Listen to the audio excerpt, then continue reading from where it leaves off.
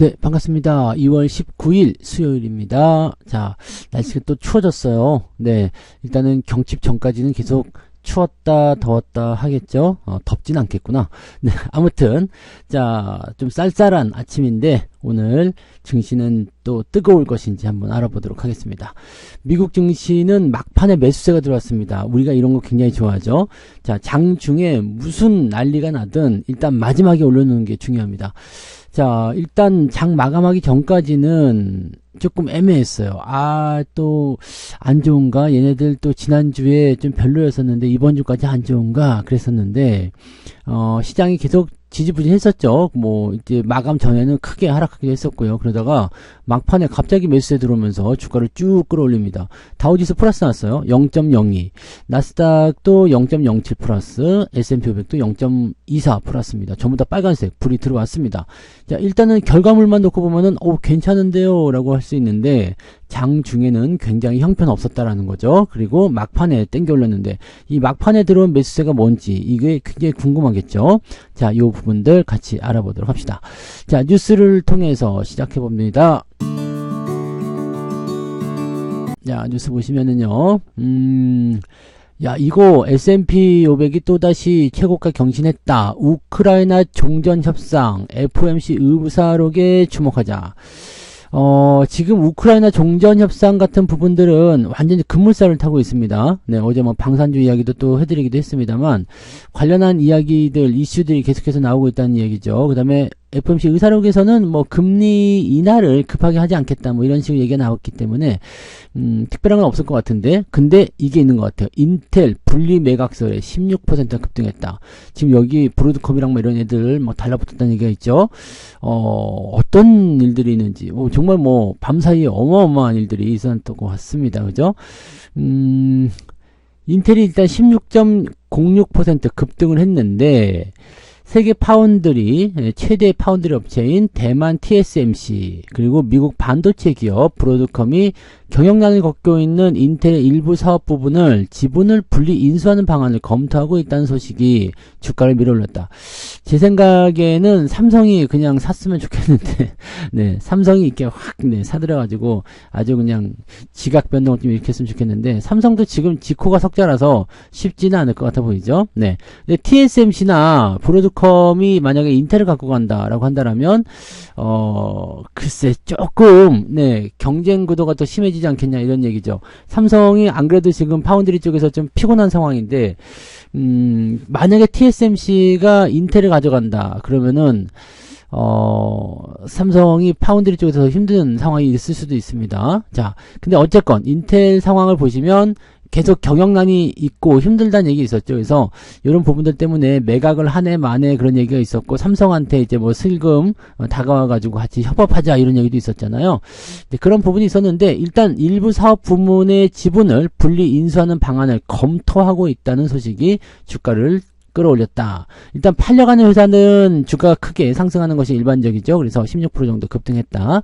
엔비디아는 0.4% 상승했고요. 마이크로소프트는 0.3%, 그 다음에 알파벳은 0.57% 내렸고요. 테슬라도 0.49 내렸습니다. 별 볼 일이 없었다는 얘기네요. 그죠? 0. 몇 프로, 0. 몇 프로. 그런데 특정한 재료가 있는 종목인 인텔만 상승했다. 이것은 우리나라도 비슷하죠. 네, 특별한 부분들이 없었는데 그냥 대형주들 그냥 뭐라 그럴까요? 크게 변동성 없이 왔다리 갔다리 이렇게 유지가 쭉 되다가 그 다음에 뭐가 나왔어요? 바로 이제 개별주들 위주의 어떤 장세 이런 것들 나타난다 이렇게 보시면 되겠죠. 그러니까 그런 형태로 나타나는 것이 지금의 장이다. 그러면은 특정한 어떤 시장의 재료가 없고 그냥 개별 뉴스에 의해서 움직이는 그런 장이 되었다 이렇게 보시면 되는 거죠. 여기 써있네요. 시장은 뚜렷한 방향성 없이 보합권에서 등락을 거듭하다가 막판에 일제히 소폭 상승세로 마무리되었다. 자, 이거는 이제 우크라이나 전쟁 종식에 대한 어떤 기대치가 또 발생이 됐을 수도 있습니다. 지금 미국과 러시아는 사우디의 수도 리야드에서 우크라이나 전쟁 종식을 위한 고위급 회담을 개최했다. 회담 개최. 근데 미국과 러시아야. 젤렌스키 어디 갔어? 야, 이거는 좀 근데 우크라이나를 계속적으로 좀 압박하는 듯한 느낌이 좀 있죠. 이게 유럽에 대한 어떤 정치적 압박인지, 아니면은 우크라이나를 패싱하겠다는 건지, 아니면은, 뭐라 그럴까요? 이제 팔아먹을 거 다 팔아먹었고, 이용할 거 다 이용했으니까 이제 러시아하고 친해져 보겠다라는 것인지, 당최 그 의도를 알 수는 없겠습니다만은, 일단, 러시아하고 미국하고, 네, 러시아에게 유리한 쪽으로 종전협상이 진행될 가능성이 높을 것 같아요. 그리고 더 중요한 건 뭐예요? 러시아에 대한 제재 해제도 논의하고 있다. 자, 종전 기대감이 지금 투심을 자극하는 촉매제로 작용했다 되어 있기 때문에 이 종전 관련주들 있잖아요. 우크라이나 재건 관련주 이전 쪽에서 기대감이 또 생길 수는 있겠는데 이렇게 되면 범인을 풀어준 듯한 느낌이지 않습니까? 그죠? 자, 우크라이나를 러시아가 침공을 했죠. 침공을 했는데 그래서 전 세계 서방국가 유럽이든 뭐 미국이든 일단 우크라이나를 직접적으로 돕지는 않았지만 뭐 무기를 지원해 준다든지 전쟁 참여는 아니더라도 여러 가지 부분에서 지원을 계속 해줬단 말이죠. 그러면서 이제 러시아하고 거의 비슷한 전력을 가지고서 서로 간에 이제 피해만 많이 있었던 상황이긴 했습니다. 그 상황에서 누가 이득을 봤죠? 미국이 어떤 이득을 봤어요? 러시아에서 유럽으로 넘어가던 이런 자원 그 줄을 막아놓고 그 다음에 미국이 팔아먹기 시작했죠. 자, 그러면서 이제 어느 정도 라인을 구축해 놓고 나서는 이제 전쟁을 끝내보겠다. 그것도 유럽 배제하겠다. 이제 러시아하고 친해져 보겠다. 야, 이거 좀 애매한 거네. 그죠? 미국과 러시아가 전쟁 당사국인 우크라이나, 그 다음에 EU, 유럽, 이걸 전부 다 패싱시키고, 아니, 미국하고 러시아가 결정을 지어서 전쟁 끝! 네. 너 우크라이나 말하지 마. 이거는 너무 아니지 않냐? 이런 생각이 좀 들긴 합니다. 자, 근데, 자, 젤렌스키도 열받을만 하죠. 네. 사우디에서 열리는 미국과 러시아의 회의에 초대받지 못했다. 네. 그래서 유럽도 지금 보면은 이제 어제 해드린 얘기가 그거예요. 이런 얘기들 때문에 야, 안 되겠다. 우리도 방위력을 증가시켜야 되겠다. 그래서 뭐 무기의 어떤 그 증가라든지 국방비를 증가시키자. 네, 미국 저놈들 믿을 놈들이 아니다. 이런 식으로 얘기가 나왔다는 거죠. 우리가 동맹인 줄 알았더니 아닌 것 같다. 이런 식으로 얘기가 나올 수 있는 상황이 좀 되는 겁니다. 그래서 우리나라 방산주가 또 주목을 받았었던 그런 내용이 나타나게 되는 거죠.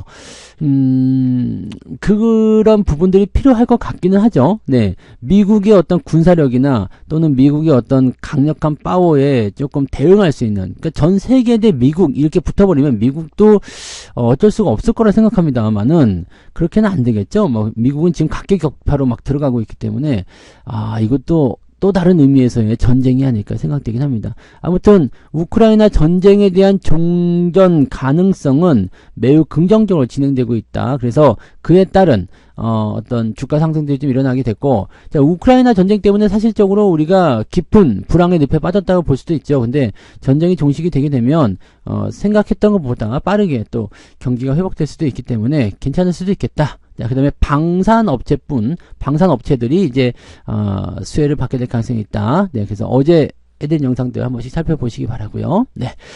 그 다음에 뭐 AI에 대한 거품 우려감 이런 것도 좀 나타나기 시작했다라고 되어 있는데, 이것도 거품 우려감이 있긴 있어요. 많이 올랐잖아요. 많이 올라서 우려감이 있습니다만 여전히 수요는 부족하고, 미국 입장에서는 네, AI의 어떤 강대국을 만들겠다 이런 식으로 나와 있기 때문에 요거 쉽지 않을 것 같아 보입니다. 네, 그래서 글쎄요, 일단은 AI가 어느 쪽으로 들어가느냐가 중요하겠죠. 로봇으로 들어가느냐, 아니면 뭐 의료로 들어가느냐, 아니면 뭐 다른 쪽으로 들어가느냐, 이 모든 부분에서 활용이 될 수가 있기 때문에 이 AI가 어느 쪽에 활용이 되느냐에 따라서 이제 시장 분위기는 또 달라질 수 있다. 이 정도 보시면 되겠고요. 자, 그 다음에 이제 그 FOMC 의사록이 이제 공개가 되는 건데, 이번 주에는 뭐 특별한 이슈는 별로 없어요. 그래서 이 의사록이 제일 중요한 건데, 일단 FOMC 회의에서 이 금리 인하를 서두르지 않겠다라는 얘기를 했기 때문에 의사록 공개가 사실 우리한테 유리하지 않을 수도 있습니다. 왜냐면 이 트럼프의 관세 정책, 인플레이션 이런 것들에 대한 우려감을 계속 표시를 하고 있는 상태이기 때문에 들어서 나쁜 소리들이 있죠. 그래서 이거는 의사록을 굳이 네, 우리한테는 좋은 이야기가 되진 않을 것 같아 보이고요. 자, 그 다음에 연준 위원들의 발언도 공개가 되는데 그다지 반가운 소식은 아니겠습니다. 그래서 그런 얘기들. 자, 인플레이션 상승, 소매 판매는 큰 폭으로 감소. 그래서 시장 분위기가 안 좋다는 얘기입니다. 그래서 당분간 금리를 동결할 것이다. 그래서 3월 금리는 동결 가능성 97.5%. 5월에는 마찬가지일 거예요. 5월에도. 그 다음에 6월쯤 됐을 때 이제 슬슬 인하하지 않겠느냐 이런 식으로 얘기가 나오는 건데, 이거는 뭐 인플레이션의 어떤 수치나 지표에 따라서 계속 바뀌는 거니까 그냥 이렇구나 정도만 참고하시고, 3월에 금리는 동결될 가능성이 매우 높을 것 같습니다. 근데 다음 주에 우리나라 금통위에서는 금리를 인하해야 된다는 얘기가 굉장히 많습니다. 그래서 그런 부분들까지 같이 참고하시면 될 것 같습니다. 자, 그 다음에 또 볼까요? 네, 트럼프 어디로 튈지 몰라서 금값이 올라간다. 금값 조심하세요. 금값, 글쎄, 이 금이 지금 불안감에 의해서 안전자산 쪽으로 몰리고 있는 형태잖아요. 지금 뭐 중국도 아직 난리가 났습니다. 중국은, 네, 뭐 얼마라고 5톤 더 막 이렇게 해가지고 정부도 막 사들이고 있다고 하던데, 야, 실제 취임 이후에 중국, 멕시코 이런 뭐 캐나다 관세 부과에다가 뭐 지금 우크라이나 종전에다가 뭐 아주 막 그냥 여기저기 막 자기가 원래 하고 싶었던 거 막 하고 있습니다만은, 이런 것들이 다 전부 다 국제적인 어떤 그 불안감이겠죠. 그래서 은행권이 골드바 이달에만 581억이 팔렸답니다. 사람들이 얼마나 몰렸으면 581억이나 골드바를 은행에서 팔아먹었다는 얘기인데, 야, 이것도 참, 네. 금이 없어서 못 팔 지경이라고 합니다. 금이 없어서 못 팔 지경이다. 전 세계적으로 우리나라만 이러는 게 아니라, 지금 중국이라든지 이런 지역들에서도 계속적으로 이제 금을 많이 사들이는 형태를 가고 있다. 그런데, 이렇게 많이 몰리면 대체적으로 사람들이 더 안달복달 해가지고 뛰어가잖아요. 근데, 자, 잘 생각해 보세요. 금이 이렇게 높은 상태에서 도대체 얼마나 여러분들이 수익을 많이 내려고 금으로 이 금 투자로 이제 관심을 가지는 거야. 동네 이런 금에 전혀 이런 투자라는 것에도 전혀 관심이 없던 분들까지도 금을 좀 사보면 어떨까요? 이런 얘기를 할 정도가 됐으니까, 네, 사실 지금 비트코인도 계속 하락세 보이고 있죠. 비트코인, 이 코인 시장도 계속 하락세를 보이고 있고, 오늘 보니까 리플도 뭐 급락했다는 얘기도 있더라고. 그래서, 이렇게 하락세를 보이고 있고, 미국 시장도 지지부진합니다. 한국 증시가 올라오긴 하는데, 뭐 특정 업종들이 이제 활성화 시키고 있는 거죠. 뭐 조선, 방산, 로봇, 원전, 뭐 등등등 이런 종목군들이 활성화 시키는 거고, 2차 전지는 다 죽어가고요. 자, 근데 2차 전지가 왜 죽어갔는지 생각해 보세요. 사람들이 막 몰리면서 죽어가는 거거든요. 조선, 방산, 원전도요. 지금은 굉장히 따끈따끈한 호재성을 가지고 주가가 상승하고 있지만 어느 일정 부분까지 올라가면 또 조정을 받는단 말이죠. 그러니까 시장은 계속 자금이 돌고 도는 거기 때문에 금 같은 경우는 특히나 그런 성격이 아니에요. 막 치고 올라간다거나 이런 성격이 아니죠. 물론 오랫동안 보유하면 당연히 수익이 많이 날 겁니다. 근데 지금 시점에서 여러분들 뭐 현재 가격대보다 뭐 3년 안에 5배 간다 뭐 이런 얘기를 하던데 3년 안에 5배 갈 일이 없습니다. 그래서 이런 일이 벌어지려면 진짜 전쟁이 일어나거나 뭐 이제 세계대전 같은 그런 어떤 불안정한 상황이 일어나야 되겠죠. 그러니까 그런 경우는 거의 없기 때문에 여러분들이 거기에 대해서는 조금 생각을 좀 머리는 차갑게 가슴은 뜨겁게 아시죠? 이성적으로 좀 생각하실 필요가 있습니다. 자, 인텔 거 봐야 되겠죠. 인텔 분리 매각설 급부상 주가 16% 이상 폭등했다. 일단 브로드컴과 TSMC가 인텔 인수를 고려하고 있다 이렇게 얘기를 했는데 삼성전자도 그냥 고려만 한다고 좀 얘기해주면 안 되나? 네, 삼성전자도 인텔 사업에 뛰어들어. 그럼 인텔도 주가 올라갈 거고요. 이 파운드리 역량 강화를 통해 가지고 우리 삼성전자도 그냥 인수를 그냥 검토만 하면 되잖아. 안 사더라도 돈이 없어서 안 사더라도 검토 일단 숟가락은 올려봐야 될 거 아닙니까? 근데 그거 좀 했으면 좋겠는데 안 하네요. 네, 근데 인수를 한다 그러면 삼성에게 도리어 악재가 될 수도 있겠죠. 왜냐면 자금적인 투자가 필요하기 때문에. 근데 삼성이 그 정도도 못할까? 할 수 있을 것 같은데.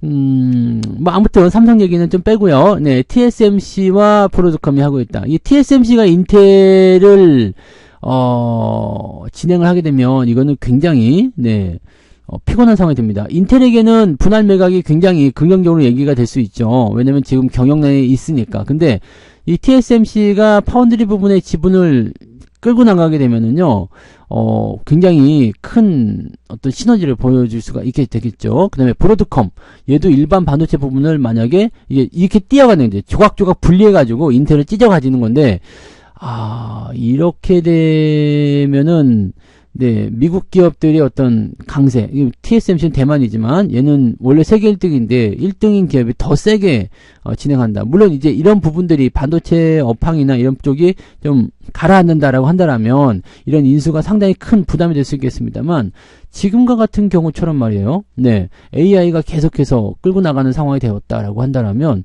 이런 상황들은 네, 오히려 주가를 더 끌어올릴 수 있는 상태가 좀 될 수가 있는 거죠. 그래서 아까도 말씀드렸듯이 이 브로드컴과 TSMC 얘네들 입장에서는 지금 인텔을 찢어서 가지는 게 네, 가장 최고의 선택이 될 수도 있다. 이렇게 볼 수가 있겠죠. 그러면 엔비디아에 대한 어떤 그 뭐라 그럴까요? 그 견제 이런 것도 들어갈 수 있겠고 TSMC는 파운드리 이쪽 부분에서 더 큰 공장을 확보할 수가 있게 되겠죠. 자, 이렇게 됐을 경우 TSMC가 인텔의 파운드리 부문을 인수한다. 그러면 지금 이 그 AI 칩 제조에 있어서 공장이 부족하고 안 들어가던 그런 상황들을 해결을 해볼 수 있는 상태가 되는 거죠. 생산 능력이 확대가 되는 거죠. 그러면은 점점점 다른 애들은 좀 힘들어져. 그러니까 어려운 시기에서 이렇게 나오게 되면은 빈익빈 부익부가 되는 거죠. 네, 잘 나간 놈은 계속 커지고 못 나간 놈은 계속 주고 이런 상태가 벌어질 수 있다는 거. 요것을 조금 참고하실 필요가 있겠습니다. 네. 그렇게 되는 거고요. 네, 자동차 관세 25% 정도 될 것이다 라는 얘기가 속보로 나왔네요. 자동차 관세가 25% 정도 될 것이다 라고 얘기했는데 이거는 이제 외교부에서 지금 그 방문하기로 했죠. 네, 다음 달이죠. 다음 달에 이제 미국을 방문하기로 해서 어느 정도 풀어줄 겁니다. 그래서 이 부분들은 지금 계속적으로 압박 요인이 좀 될 수도 있긴 있는데 관세를 피해갈 것인가 아닐 것인가에 대한 부분들보다도 외교부가 어느 정도 일을 해낼 것인가 이 부분을 먼저 보시는 게 중요할 것 같아 보입니다. 네. 자, 그 다음에 금융지주사들이 사상 최대 실적을 올렸는데 외국인 자금들은 왜 빠져나가냐. 환율 급등에 자본 비율이 일제히 떨어졌다. 그 다음에 밸류업 후퇴로 투심이 악화되었다. 이런 식으로 얘기 나오고 있죠. 금융지주사들이 작년에 열심히 올라왔어요. 열심히 올라왔는데 역설적으로 주가가 많이 올라가다 보니까 배당금을 올림에도 불구하고 배당에 대한 매력이 확 떨어져 버립니다. 보통 3월 벚꽃 배당 그러면 금융주들이 막 주목을 받았거든요. 근데 지금 뭐 옛날처럼 6% 7%대 배당 나오는 그런 금융주들이 없어. 왜냐면 많이 올라 버렸거든요. 지금 7% 배당을 겨우 지킬까 말까 한 게 기업은행 이런 정도 되겠죠. 네. 그 외에는 대체적으로 6%대. 물론 5%대 6%대 배당도 상당히 높은 배당입니다. 고배당이에요. 근데 과거에 비하면, 네, 8%, 9% 주던 배당률이 주가가 올라감으로 인해가지고, 네. 그러니까, 주가가 올라간 폭은 굉장히 컸는데, 배당 수익률은 굉장히 크지 않았다. 그럼 얼마 안 됐다라는 거가 되는 거죠. 그러다 보니까 이제 이익에 대한 부분들이 많이 줄어드니까, 야, 그럴 거면 뭐하러 은행주 사냐? 이렇게 얘기가 나오는 거죠. 또 주가도 많이 올랐는데 뭐하러 사냐? 근데 다 지금 환율도 많이 올라가가지고, 은행 입장에서는, 네, 이 자본 확충을 또 해줘야 되잖아요. 비상시에 대비한. 그런 자본 확충을 또 해줘야 돼. 그러니까 이것도 은행 그대로 부담이죠. 그러니까 실적은 많이 증가해서 주가도 많이 올랐는데, 실질적으로 은행주를 실적 보고 성장 보고 투자하지는 않잖아요. 그러니까 미국처럼 이제 투자은행이 아니고, 우리는 돈 놓고 돈 먹기 하는, 돈 놓고 돈 먹기? 네, 돈놀이. 네, 돈놀이 하는 그런 집단들이기 때문에, 실제로 은행주에게서 뭔가를 끄집어내겠다. 뭔가 성장을 바라보겠다. 이거는 아니죠. 그러니까, 주주환원 정책을 통한 그런 밸류업 이런 것들에 대한 기대감이 있었는데 뭐 이거 뭐 해놓은 게 전혀 없으니까 은행주에 대한 부분이 좀 애매한 거죠. 네, 최선호주로 꼽히는 KB금융의 사정이 나빠지자 다른 기업들도 투자 심리가 덩달아 악화되었다라고 되어 있는 부분입니다. 굉장히 부담스럽다 보시면 됩니다. 전체적으로 다 실적은 다 올라갔어요. 실적은 다 올라갔어. 금리가 많이 올랐기 때문에. 근데 더 이상 금리가 올라가지 않을 것이다 라는 부분들. 일단은 뭐 지금은 고금리 기조가 유지되고 있으니까 실적에 대한 부분들은 어느 정도 유지가 되긴 하겠죠. 근데 이 부분이 이제 어닝 피크, 네, 실적의 꼭대기를 잡는 그런 형태의 포인트다. 이런 식으로 생각이 될 수도 있을 겁니다. 그래서 글쎄요. 단순한 실적. 은행에게는 단순 실적이 중요하지 않습니다. 물론 실적이 계속 증가하는 것도 좋지만 실적이 그렇게 중요한 업종이 아니기 때문에 이전 부분들 성장이 중요한 업종이 아닙니다.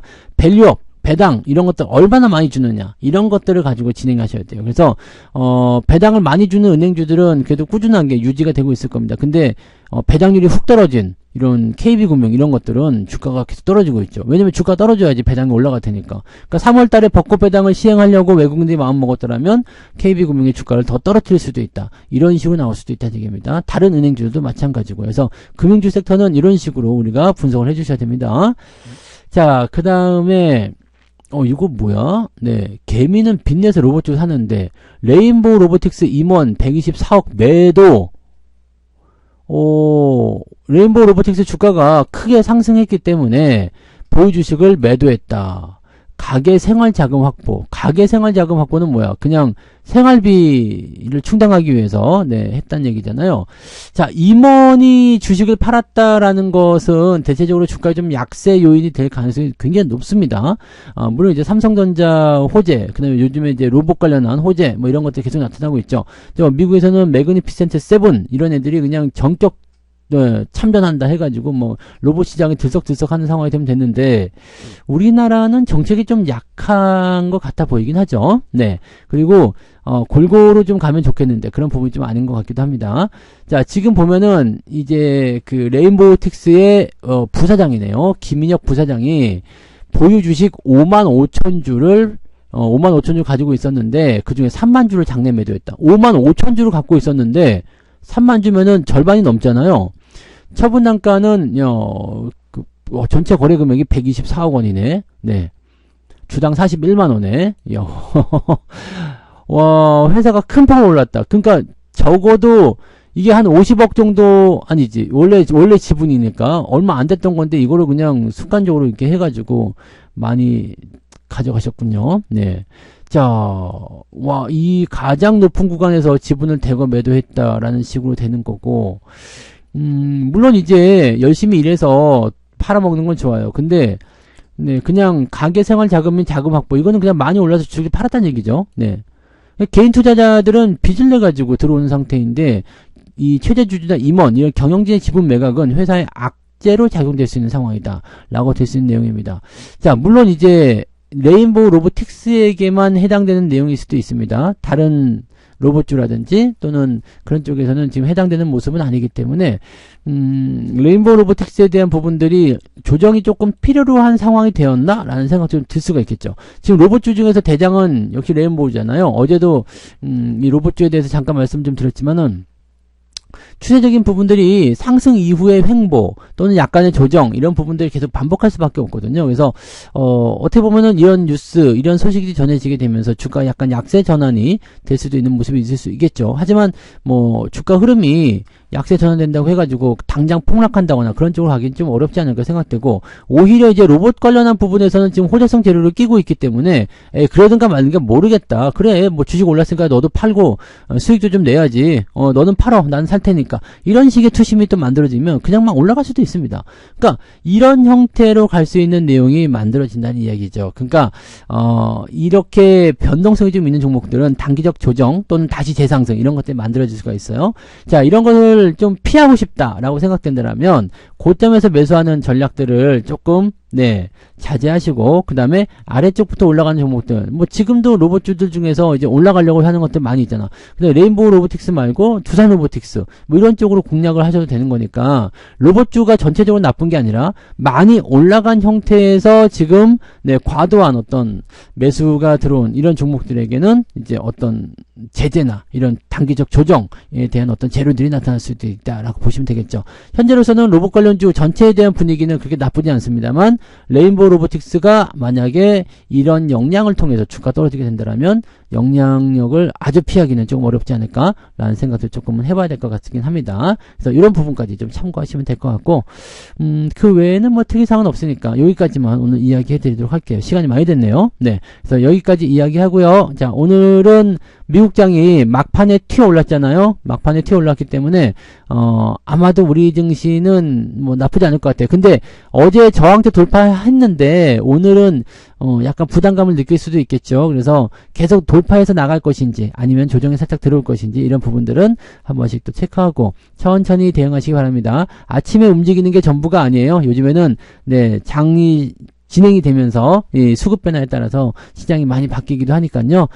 아침 시점에 약간 관망세 조금 보시면서 천천히들 대응하시면 오늘은 원만한 대응이 가능하실 겁니다. 자, 저는 장중시장 때 다시 올게요. 고맙습니다.